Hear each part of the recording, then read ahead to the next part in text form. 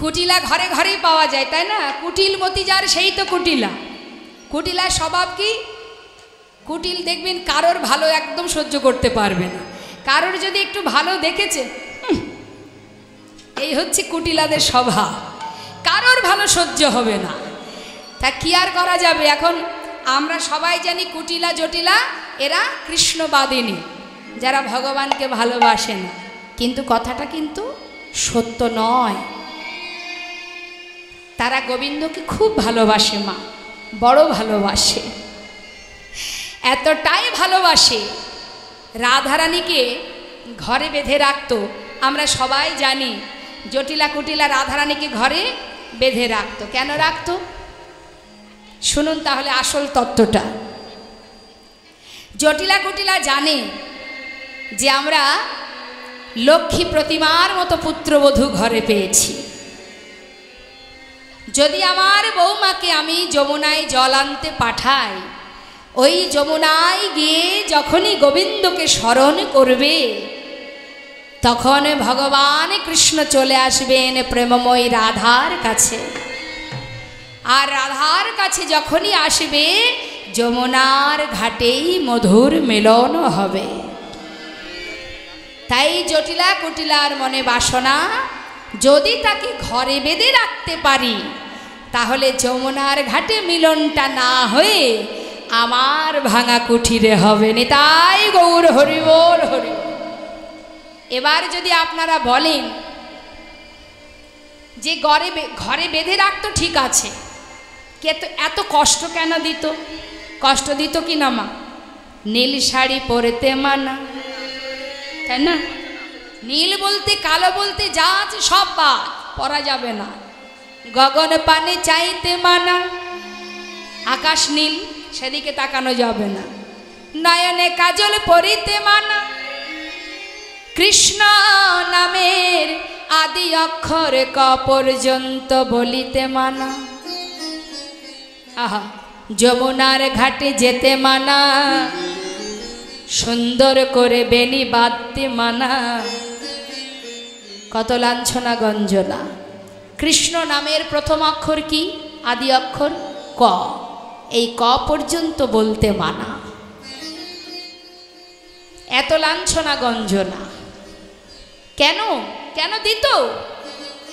জটিলা কুটিলা জানে যে ভগবান সবই সইতে পারে, পারে না দুটি জিনিস।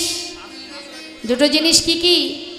একটা হলো কারোর মনের অহংকার, আরেকটি কোনো ভক্তের চোখের জল। তিনি কিন্তু ভক্তের চোখের জল সইতে পারে না। মা কত বড় দয়াল দেখুন আমার করুণাময় ভগবান। দ্রৌপদীর যেদিন বস্ত্রহরণ হয়, ওই রাজসভায় যারা গণ্যমান্য ছিলেন, গুরুজন ছিলেন, গুরুকুলের যারা যারা ছিলেন, সবার কাছে নিজের সম্মান বাঁচানোর জন্য সবার কাছে ভিক্ষা চেয়েছিলেন যে আমার নারীর সম্মানকে রক্ষা করুন, কিন্তু কেউ এগিয়ে আসেনি। যখন দুঃশাসন বস্ত্র ধরে টানছে, ঠিক সেই সময় দ্রৌপদী বিপদভঞ্জন মধুসূদনকে দুটি বাহু তুলে নয়নের জলে বুক ভাসিয়ে কেঁদেছিল।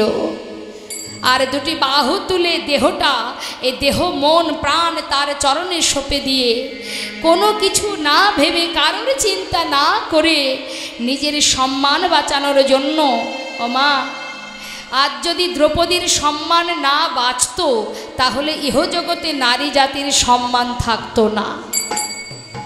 তাই দ্রৌপদীকে ভগবান প্রমাণ দিয়ে গেলেন যে আমি তোমার সম্মান রক্ষা করলাম, এই জগতে সবার সম্মান রক্ষা করার দায় আমার। হরি বল হরি বল। তাই সেই দ্রৌপদীর অঙ্গে যখন দুটি বাহু তুলে আত্মসমর্পণ করলেন দ্রৌপদী, নয়নের জল দর্শন করে ভগবান শত শত বস্ত্র তার অঙ্গে পরিধান করিয়েছিল। দুঃশাসন সারা জীবন ধরে টানলেও ফুরাতো না। তাই আগে আত্মনিবেদন করতে শেখো, ভরসা করো ভাবছো বসে চলবে কিসে, তুমি ভাববার কে? সারাদিন ধরে চিন্তা করি কি করব, কি হবে, কিভাবে চলবে। মহাজন বললেন, ভাবছো বসে চলবে কিসে, তুমি ভাববার কে? যার ভাবনা সেই ভাবে, তুমি ভাবো তাকে। নিতাই গৌর হরি বল হরি। এখন আপনি যদি আপনার চিন্তা করেন তাহলে আপনার জন্য আর তো কেউ এগিয়ে আসবে না, কিন্তু আপনি যদি কারোর উপরে নির্ভরশীল হন তখন তারই দায়িত্ব থেকে যায় আপনাকে রক্ষা করা, তাই না বাবা? তার একটা ছোট্ট প্রমাণ, এক ধোপা কাপড় শুকাতে দিয়েছে রাস্তার উপরে, আর এক সাধু মালা জপ করতে করতে যাচ্ছে সকালবেলা। এখন হঠাৎ করে পা পড়ে গেছে সেই কাঁচা কাপড়ের উপরে।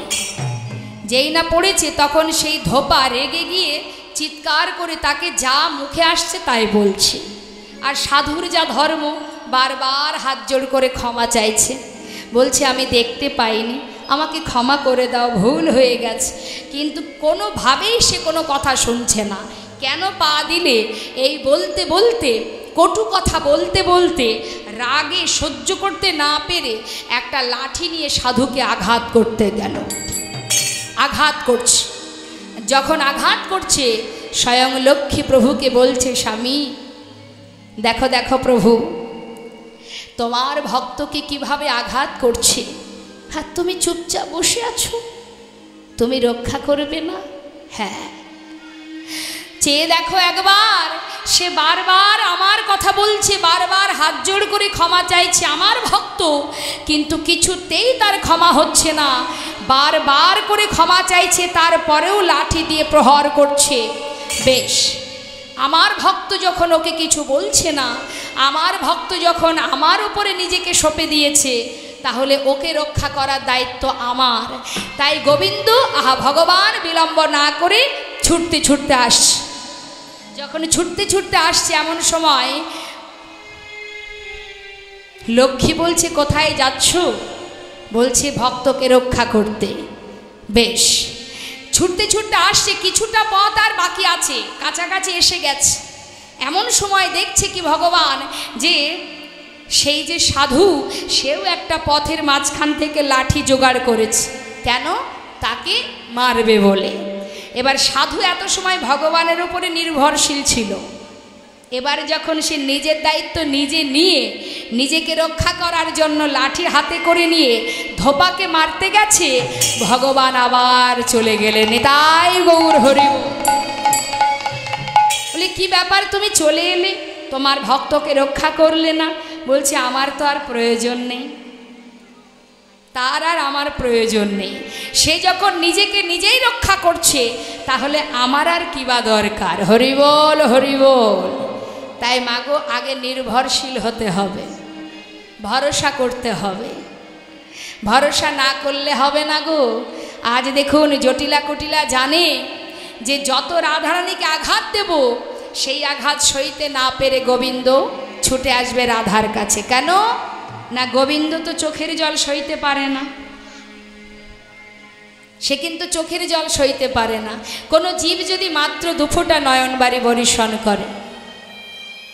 একদিন দেবর্ষি নারদ জিজ্ঞাসা করেছিলেন ভগবানকে, জিজ্ঞাসা করেছিলেন, দয়াময়, জগতে সবাই তো তোমাকে ভালোবাসে, কিন্তু বলো তো প্রভু, কেমন করে ডাকলে তুমি ভক্তের ডাকে সাড়া দেবে?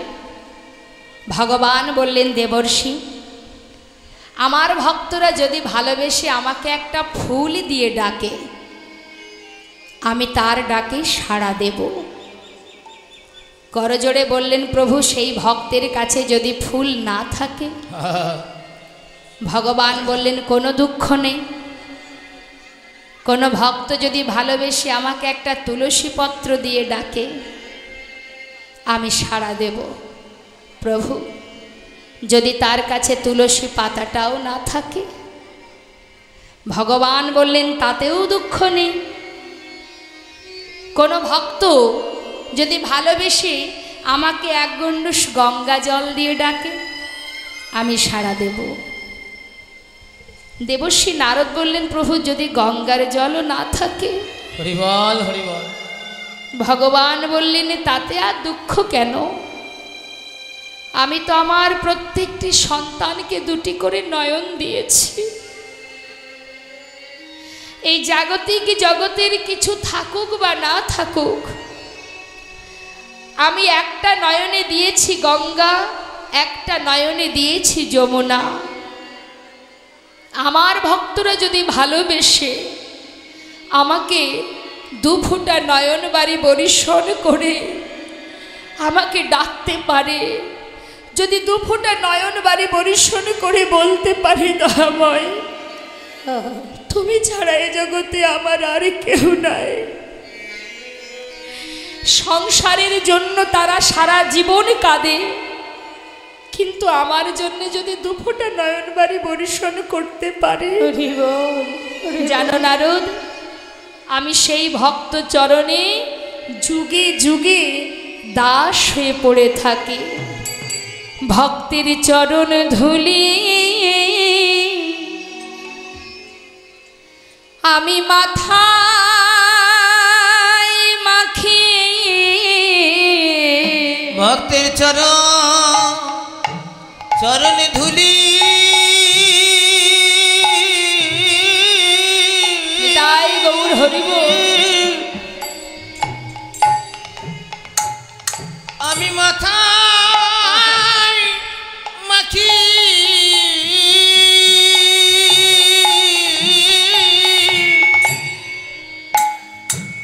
হোমা আজি ভগবান বলেছে দেবর্ষি, যে জন আমাকে যেমন ভাবে ভালোবাসে আমি তারে তেমন ভাবে বাসনা পূর্ণ করি। কেহ আমাকে ভালোবাসে বন্ধু রূপে, আমি তাদের বন্ধু হয়ে বাঞ্ছা পূর্ণ করি। আবার কেউ ভালোবাসে স্বামী রূপে, কে? মীরাবাই, আমি তার স্বামী হয়েই বাসনা পূর্ণ করি। যে জন আমাকে সন্তান রূপে ডাকে, মা যশোমতী, আমি সন্তান হয়ে বাসনা পূর্ণ করি। যে যথাবাং প্রপদ্যন্তে তাংস্ততৈব ভজম্যহম, কিন্তু যে জন আমায় প্রভু ভেবে নিজেকে দাসী করে রাখে, আমি কি করি জানো নারদ? নারদ, সেই ভক্তের চরণ ধুলি আমি অঙ্গে মাখি। নিতাই গৌর হরিবল হরিবল। নিজেকে দাস করে রাখে সেই ভক্তের চরণ ধুলি অঙ্গে মাখি। হরিবল।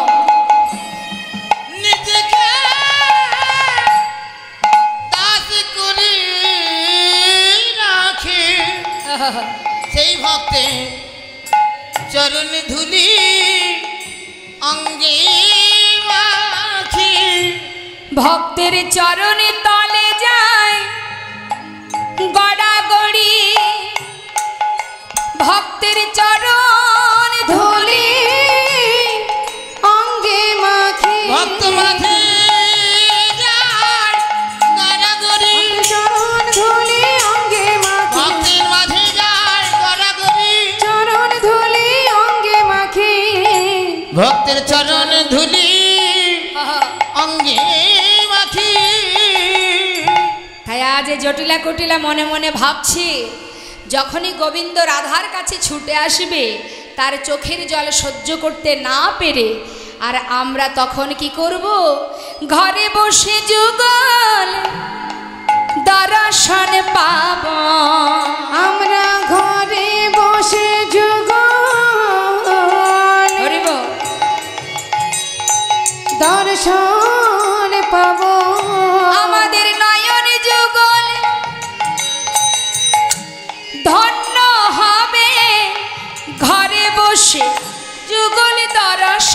পাবো। ওগো আমাদের নয়ন যুগ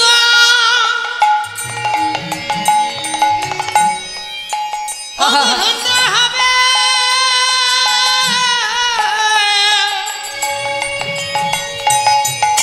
ঘরে বসে যুগ দর্শন পাবো। আমাদের মানব জনম ধন্য হবে।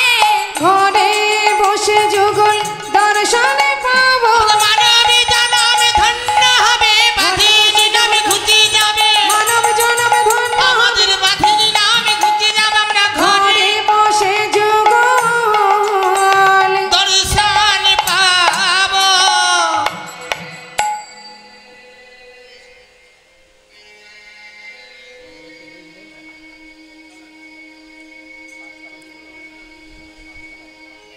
জয় নিতাই জয় গৌর। এবার দেখুন কি হলো বাবা। শ্রীমতী রাধারানী ওই বাদিনীর ঘরে বসে সুন্দর করে মালা গেঁথে বৃন্দা দেবীর হাতে দিয়েছে। বৃন্দা দেবীর হাতে দিয়ে বলছে, এই বৃন্দা, আমি তো আর বধূ দর্শনে যেতে পারবো না, কারণ আমি যে বাদিনীর ঘরে বাস করি। তাই যা, মালাটা আমার বধূকে পরিয়ে দিয়ায়। এবার বিলম্ব না করে বৃন্দা দেবী কি করলেন, বৃন্দা দুতি হেন কালে আসিয়া সেইখানে মিলে। বৃন্দা দেবী হেন কালে আসিয়া সেখানে ওই না মিলে। বৃন্দা দিতি হেন কালে আসিয়া সেখানে মেলে। চম্পকের মালা করে করি, চম্পকের মালা করে ওই না চম্পকের মালা কালে করি।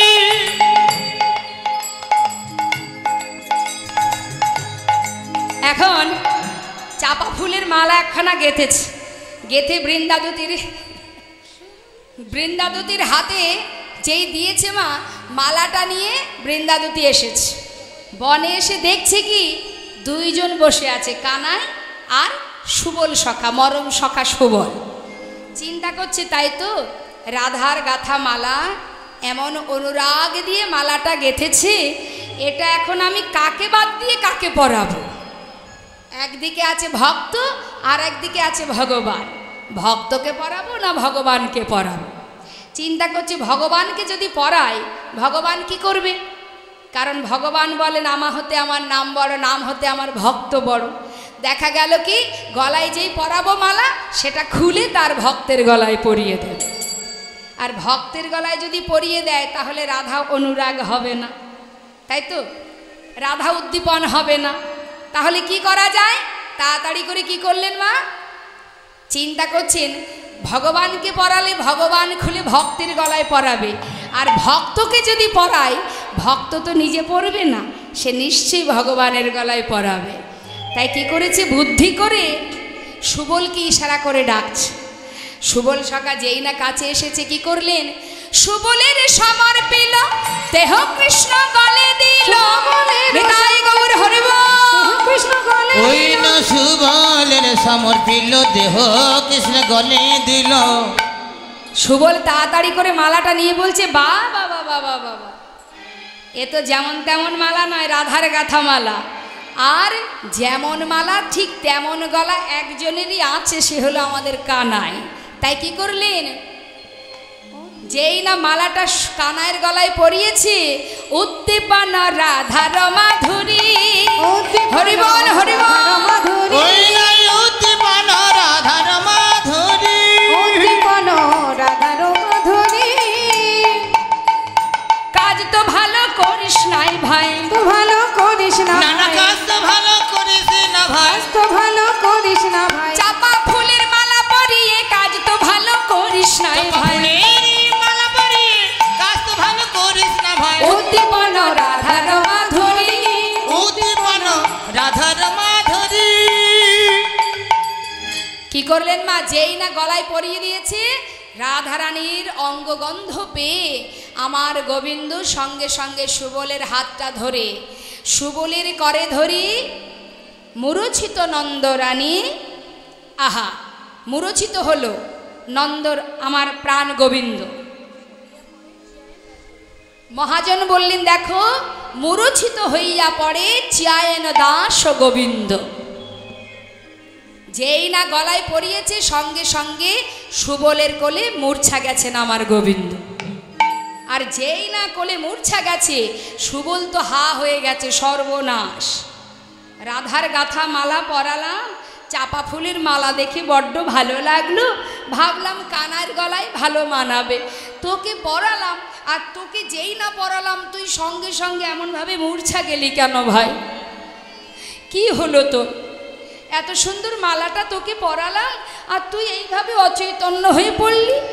কোলের মধ্যে মাথা রেখে গোবিন্দ অচৈতন্য হয়েছে, কারণ ওই রাধার গাথা মালা পরে তার মনের মধ্যে যে ভাব মা, সে কি করছে? ওই অচৈতন্য অবস্থায় মনের থেকে অন্তরকে নিয়ে যাচ্ছে রাধা দর্শন। মানে অচৈতন্য হয়ে আছে সুবলের কোলে, আর সেই অচৈতন্য অবস্থায় রাধা দর্শনে যাচ্ছেন আমার গোবিন্দ। আর সুবল সখা দেখছে সর্বনাশ, চিন্তা করছে সর্বনাশ, এত এত বন্ধু আছে, মানে এত এত সখা, এতগুলো সখা থাকতে কানাই তো আমাকে নিয়ে এসেছে। এখন কানার যে অবস্থা, ওকে আমি বাঁচাবো কি করে? আর ওকে যদি বাঁচাতে না পারি তাহলে মাকে গিয়ে বলবো কি? কানাইকে বারবার ধাক্কা দিচ্ছে আর বলছে, কানাই, এই কানাই, তোর কি হয়েছে বল না ভাই, এমন করে মূর্ছা গেলি কেন? চাপা ফুলের মালা পরেছিস, কত সুন্দর লাগছে দেখতে, হঠাৎ করে মূর্ছা গেলি কেন ভাই? তুই যদি কথা না বলিস আমি কিন্তু এক্ষুনি যমুনার জলে প্রাণ বিসর্জন করে দেব, কারণ আমি আর ঘরে ফিরতে পারবো না। এত এত তোর বন্ধু, কাউকে না নিয়ে তুই শুধু আমাকে নিয়ে এলি, এখন আমি তোকে বাঁচাবো কি করে বল দেখি? কোলের মধ্যে নিয়ে কাছ রসিকনা গর বিরহে কাতর পড়িল ধরণী তলে। রসিকনা গর বিরহে কাতর পড়িল ধরণী তলে। মরম জানিয়া ব্যথিত হইয়া সুবল করিল করে। মরম জানিয়া ব্যথিত হইয়া সুবল করিল কোলে। তখন মরম জানিয়া ব্যথিত হইয়া সুবলে করিল কোলে। বসন ভিজাইয়া মুখানি, তখন মরম জানিয়া ব্যথিত হইয়া সুবল করিল কোলে। বসন ভিজাইয়া মুখখানি মুছাইয়া, বসন ভিজাইয়া মুখানি মুছাইয়া, বসন ভিজাইয়া। সুবল তাড়াতাড়ি করে বসন ভিজিয়ে নিয়ে জলে ঝামটা দিচ্ছে, চোখে জলে ঝাপটা দিচ্ছে আর মুখটা ভালো করে মুছিয়ে দিচ্ছে ঠান্ডা জলে, যাতে একবার ওর চৈতন্য হয়। বসন ভিজাইয়া মুখখানি মুছাইয়া ভাই কানা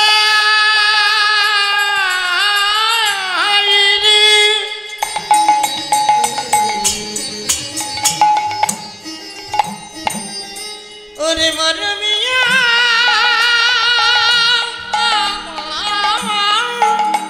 হরি বল হরি বল।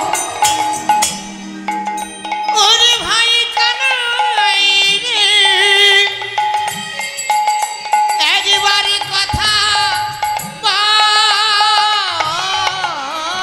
বসন ভিজাইয়া মরম জানিয়া ওই বসন ভিজাইয়া মুখানি মুছাইয়া সুমধুর ধরে বলে। বসন ভিজাইয়া মুখানি মুছাইয়া কহিছে মধুর বলে। আচম্বিতে আসি রাধা কুণ্ডে বসি, অচৈতন্য কেন ওরে হয়? চম্বিতে আসি রাধা কুণ্ডে বসি, অচেতন কেন হলে? বল বল কানাই কি হয়েছে? এখন বল বল কানাই তোর কি হয়েছে? হ্যাঁ রে ভাই, এই তো কথা কইতেছিলি, বল বল কানাই কি হয়েছে?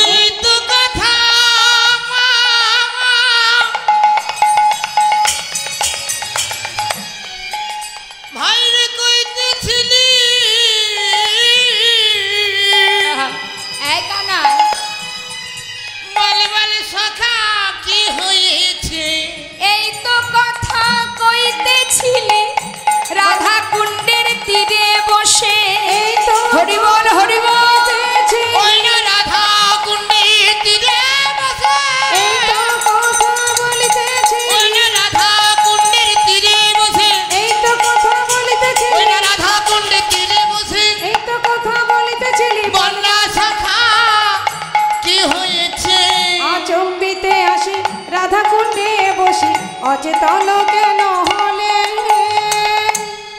বল, হঠাৎ করে অচৈতন্য হলি কেন? ও কানাই বল, কানাই রে বল, বল তোর কি হয়েছে বল। তুই আমায় একবার বল তোর কি হয়েছে, তুই যা বলবি আমি তাই করব। কানাই তুই কি জানিস না ভাই, বনদাবানলে আর বিষ জলে প্রাণদান দিলে তুমি। বনদাবানলে আর বিষ জলে প্রাণদান দিলে তুমি। সে ধার সধিব যে বল বলিবি, ওই না সে ধার সুদিব যে যা বলিবে। সে ধার সধিব।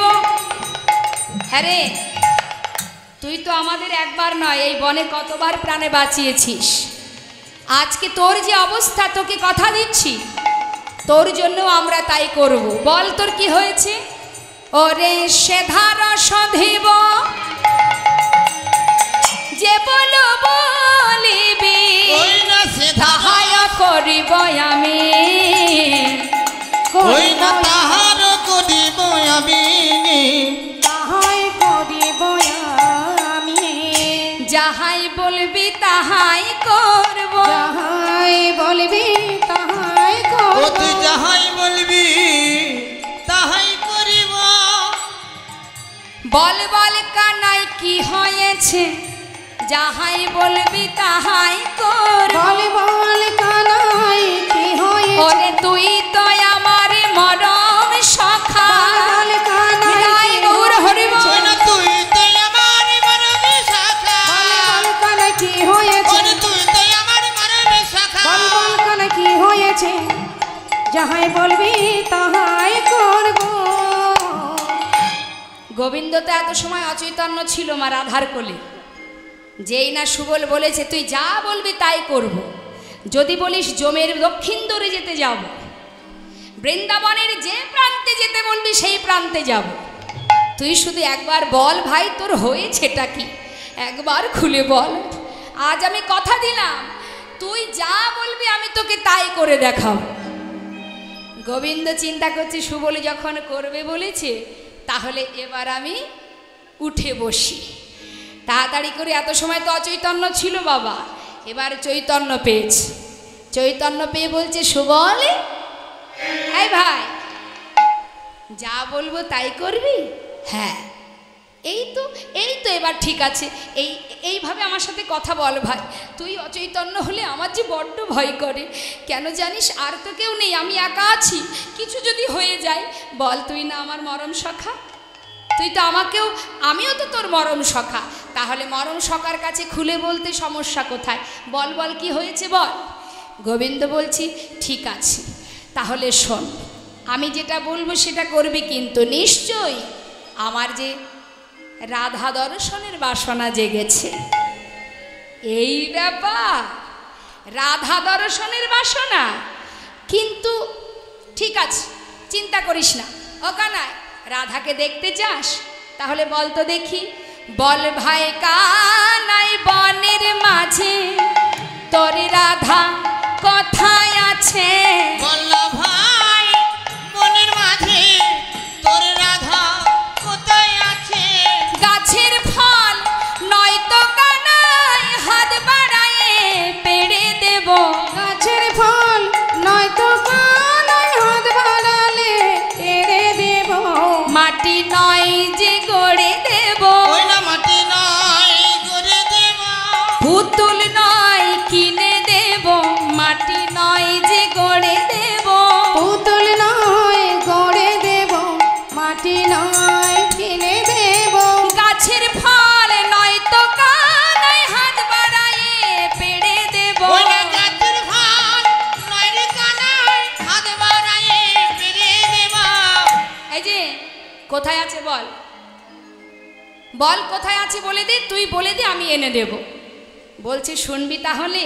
তাহলে শোন শোন। যা বটে ছায়ে ধনী জটিলা মন্দিরে, যা বটে ছয় ধনী জটিলা মন্দিরে। ওই না যাবটে আছে ধনী জটিলা মন্দিরে। যেখানে যেতে বলবি সেখানে যাব, কিন্তু এই যাবটে আমাকে যেতে বলিস না। ওই জায়গাটা বাদ দিয়ে তুই যা বলবি আমি তাই করতে। জমের বাড়ি যেতে বললেও চলে যাব, কিন্তু যাবটে আমি যাব না। কেন যাবি না? তুই যে কথা দিয়েছিস তুই যাবি। ওরে বিষম সংকট স্থলে কি কহিব তোরে, বিষম সংকট স্থলে কি বলিব তোরে, ওই না বিষম সংকট স্থল কি বলিব তোরে। আনিয়া চম্পকের মালা কেন পরাইলি, আনিয়া চম্পকের মালা মোর গলে দিল, তখন আনিয়া চম্পকের মালা কেন পরাইলি। কেন পরালি বল? তাই তো হ্যাঁ, অন্যায়টা তো তুই করেছিস। করেছিস। এখন ওই চাপা ফুলের মালা পরিয়ে চম্পক বরণী রাধা মনেতে পড়ালি। এটাই গৌর হরিব। চম্পকে বরণী রাধা মনেতে পড়ালি। এই যে যদি না আনতিস তাহলে কোনো দুঃখ ছিল না। সেই মালা পরিয়ে রাধা বাসনা জেগেছে আমার, রাধা দর্শনের বাসনা। বল কেন করলি? কাজ তো ভালো করিস নাই ভাই, তো ভালো করিস না না কাজ তো ভালো করিস না ভাই। চাপা ফুলের মালা পরিয়ে কাজ তো ভালো করিস নাই ভাই, চাপা ফুলের মালা পরিয়ে কাজ তো ভালো করিস না ভাই, চাপা ফুলের মালা পরিয়ে রাধার কথা মনে ধরিয়ে হরিব। ওই না রাধার কথা মনে হইয়ে, চাপা ফুলের মালা ওই না রাধার কথা মনে পড়িয়ে কাজ তো ভালো করিস না, কাজ তো ভালো করিস না ভাই, কাজ তো ভালো করিস না ভাই। আনিয়া চম্পক মালা মোরে গলে দিল, আনিয়া চম্পকের মালা মোরে গলে দিলি। কেন পড়ালি বল? এখন তাকে আনতে হবে, যা নিয়ে আয়। যেভাবেই হোক তোকে আনতে হবে। সেখানে জটিলা কুটিলা আছে, বলছে দেখ ভাই, তোর কাছে আমি হাত জোড় করে বলছি, আমি মনে মনে একটা প্রতিজ্ঞা করেছিলাম যে যার ঘরে যার মুখে ভাই কৃষ্ণ কথা নাই তার মুখ আমি দেখব না, যার ঘরে কৃষ্ণ নিন্দা হয় তার ঘরে আমি যাব না। আমি মনে মনে প্রতিজ্ঞা করেছিলাম, আর ঘুরে ফিরে তুই আমাকে সেই ঘরেই পাঠাচ্ছিস। আমি যেতে পারবো না। তুই যদি যেতে না পারিস তাহলে যে আমায় কথা দিয়েছিলি বল। আচ্ছা দাঁড়া, এই তো রাধারানীকে তো আমি এনে দেব।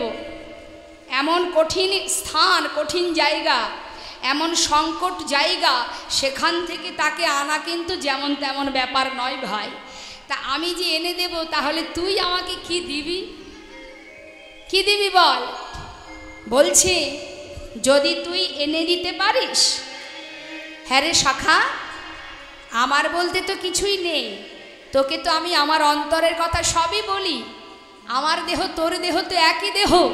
তা তুই যখন এর পরেও চাইছিস তাহলে শোন, আমি তোকে বলছি, যদি মিলাইতে পারো আনিয়া তাহারে, যদি মিলাইতে পারো আনিয়া রাধারে, ওই না যদি মিলাইতে পারে আনিয়া রাধারে, হইব তোমার দাস জনমের তরে।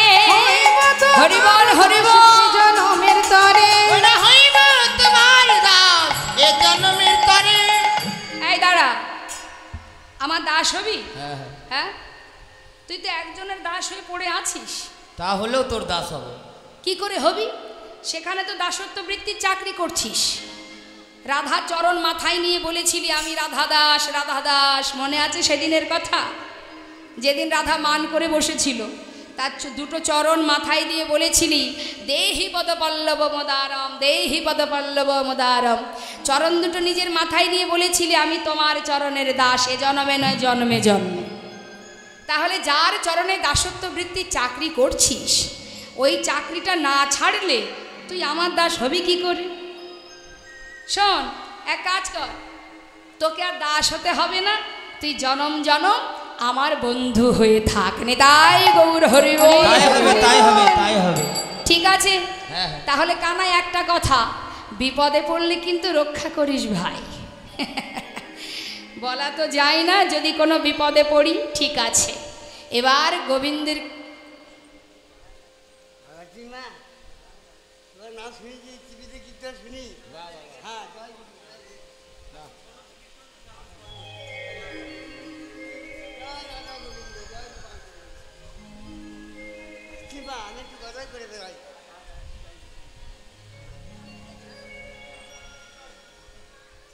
জয়নিতাই তা মাগো এবার যাচ্ছে কেমন ভাবে সুচতর সবল পবন গতি ধাওয়াল সুচতুর সুবল পবন গতি ধাওয়াল সুচতুর সুবল পবন গতি ধাওয়াল যাবট মার আবল যাবট আওয়াল যাবট মার যাবটে এসে পৌঁছালো।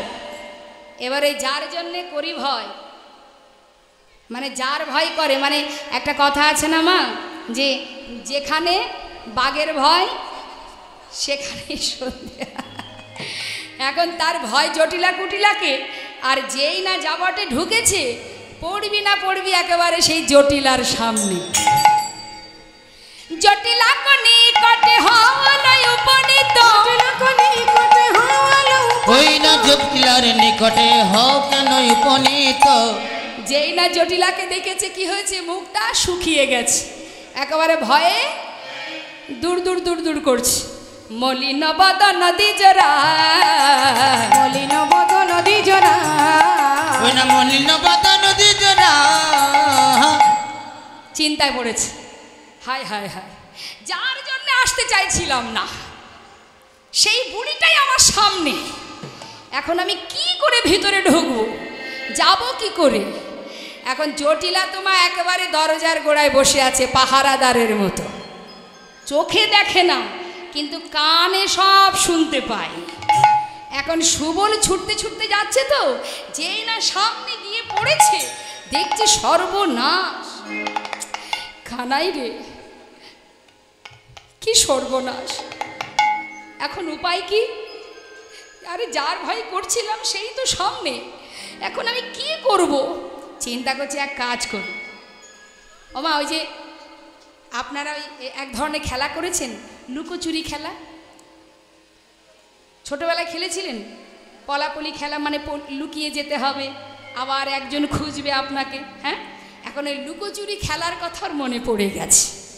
চিন্তা করছি এক কাজ করি, কতক্ষণ আর দরজায় বসে থাকবে, এক সময় না এক সময় ঘরে তো যাবেই, সেই সুযোগে আমি ঘরে প্রবেশ করব। এবার এই ভেবে তাড়াতাড়ি চিন্তা করছে, পাছে আবার কুটিলা এসে যায়, তাহলে এক কাজ করি, কোনো একটা গাছের গোড়ায় একটু লুকিয়ে পড়ি। এবার ছুটতে ছুটতে ধীরে ধীরে যেই না গাছের গোড়ায় গিয়ে লুকিয়েছে, এখন ওই নিচে তো ছিল পাতা, শুকনো পাতা, সেই পাতায় খসখস খসখস শব্দ হচ্ছে। সেই শব্দ জটিলা কানে শুনেছে, কানে শুনে, চোখে তো দেখতে পায় না, কানে তো শুনতে পায়, যেই না শুনেছে ডাকছে কুটিলা,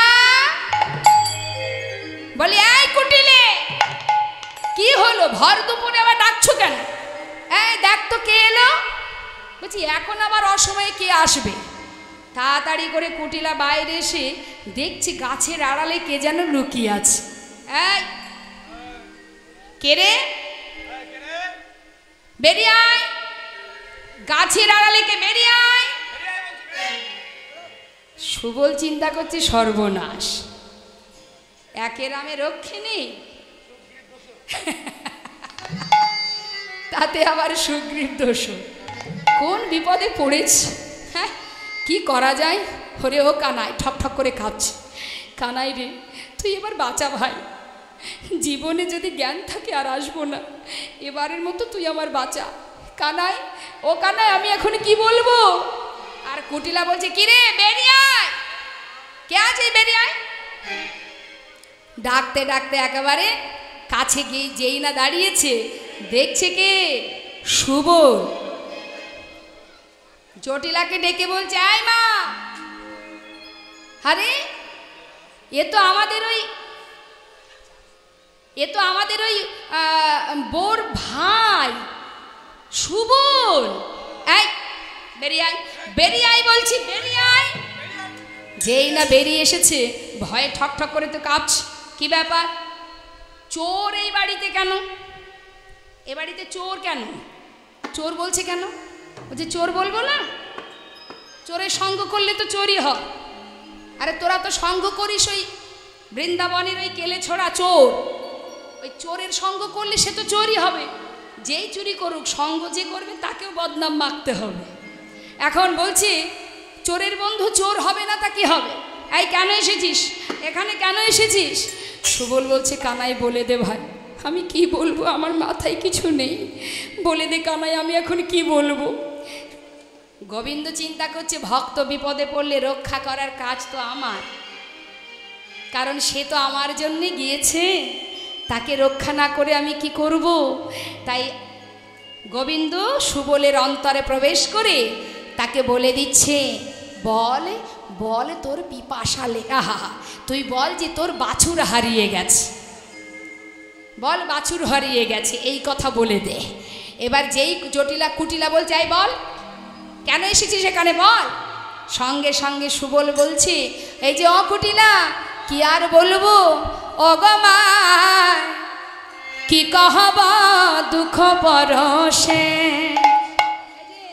বাছুরি খুঁজি খুঁজি हम हेता आवलो, बाछुरी खोजी खोजी हमें हेता आवलो, ওই না বাছুরি বাছুরি খুঁজি খুঁজি হামুই হেথা বলো, ভ্রমিয়া ভ্রমিয়া নানা দে, ভ্রমিয়া ভ্রমিয়া কত তখনে ভূমিয়া ভূমিয়া নানা দে, কত দেশে ঘুরে এলাম, কত দেশে ঘুরে এলাম, আমি কত দেশ ঘুরে এলাম, কত দেশ ঘুরেছি জানো ওই বাছুরকে খোঁজার জন্যে, কোথাও পাইনি, আমি কত দেশে ঘুরে এলাম, কত দেশে ঘুরে এলাম, কোথাও তাকে পেলাম না মা, কত দেশে ঘুরে